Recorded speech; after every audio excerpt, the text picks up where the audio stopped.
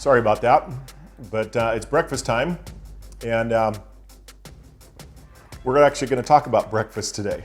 This is a devotional, not only at breakfast, but about breakfast, and you'll see that in just a minute, but I need to get my bagels up here, so give me just a second so I can get my blackberry jam, with my eggs, and I won't eat this right at this moment, but it does look good and it does taste good. But after the crucifixion, after the resurrection, Jesus was on earth for 40 days. And I want to take you to one of my favorite stories. This is John 21. And we're going to spend this week probably right here in John 21. And I want to pick up a couple of details each day. And today is about breakfast and the significance of that. But John 21 says, later, Jesus appeared again to the disciples by the Lake Galilee, and this is how it happened. A group of us were there when Simon Peter said, "I'm going fishing." "We'll come too," we all said. We did, and caught nothing all night. At dawn, we saw a man standing on the beach, but we couldn't make out who he was. He called, "Any fish, boys?" "No," we replied. Then he said, "Throw your net on the right side of the boat, and you'll get plenty of them." So we did, and we couldn't draw in the net because the weight of the fish were so many. Then I said to Peter, because this is John writing, I said to Peter, "It is the Lord." At that, Simon Peter put on his tunic, for he was stripped to the waist, and he jumped into the water and swam ashore. The rest of us stayed in the boat, pulled in the load to the beach about 300 feet away, and when we got there, we saw there was a fire kindled, and there was fish frying over it, and there was bread. "Bring me some of the fish you've just caught," Jesus said. So Simon Peter went out and dragged the net ashore. By his count, there were 153 large fish. What fisherman doesn't count all the fish? And yet, the net hadn't broken. "Now, come and have breakfast." Then Jesus went around serving us the bread and the fish. I think this is one of the most revealing pictures of our resurrected Lord. Because we know, because of the cross and because of the resurrection, that he is on earth primarily to save sinners. He's here to establish the kingdom, but he's here to save the world. And yet, part of his time before he ascends back to heaven is making breakfast and serving his guys. I want you to let this sink in, because many of us right now, we're working hard. There's a lot of uncertainty. Maybe it feels like you're fishing all night and you haven't caught anything.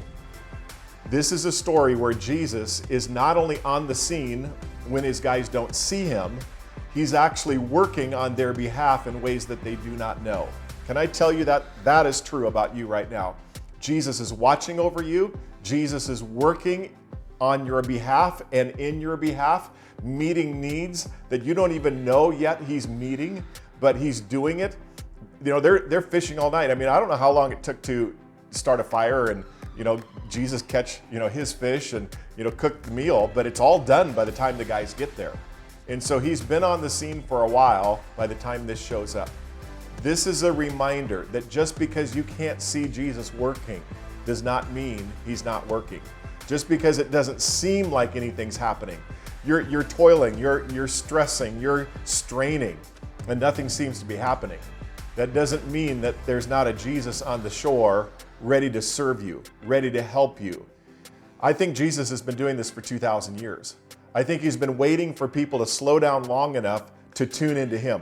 We're going to talk a little bit more about that tomorrow, but today I just want you to see how much he cares about you. Jesus cares enough to cook breakfast for some hungry guys who have fished all night. I know it's not the biggest need that anyone has in their life, but it's a revealing thing when there's only 40 days on earth.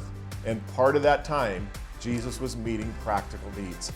I want to pray over some of the practical needs you may have as a parent, as a teenager, as a child, as an employee, as an employer, as someone just trying to figure out life right now. I want to pray that we would truly understand how much God cares for us. At one point, Peter would later on come back and he would pen these words, "Cast all of your care upon Jesus because he cares for you." That's a fishing term. Cast it out. Trust that he's got it. Trust that he's got you in the palm of his hands. Let me pray over you today. Jesus, once again, thank you that you reveal to us, most importantly, who you are. You're a Savior, but you're also a provider. You're also one that loves us and serves us and wants to meet needs. And so I pray that that truth would sink deep down in each person's heart. If you're here today and you've never committed your life to Jesus, you just need to know how good he is, how much you need him in your life. Just even now, just say, Jesus, come into my heart. Forgive me of my sins. I want to commit my life to you. And for all the rest of you, I just pray one more time that you would truly allow Jesus to take weight off of you as you trust him. You know, it's a matter of slowing down sometimes long enough to even do what I'm doing here. Have some devotions, have some breakfast, start your day with Jesus. And that's one of the ways where you cast your care on him. Come back and we'll see you tomorrow.